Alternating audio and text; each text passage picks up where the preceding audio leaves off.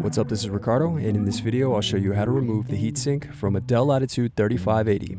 If you're looking for parts for this laptop, go to our website and use this coupon for a 5% off discount.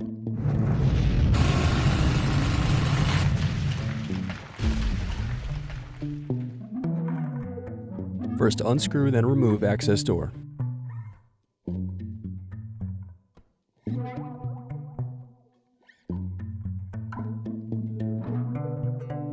Now unscrew and disconnect battery.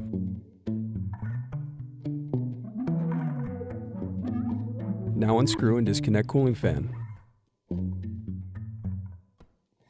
Then unscrew and remove heatsink. Thanks for watching. Don't forget to like and subscribe if you enjoyed this video.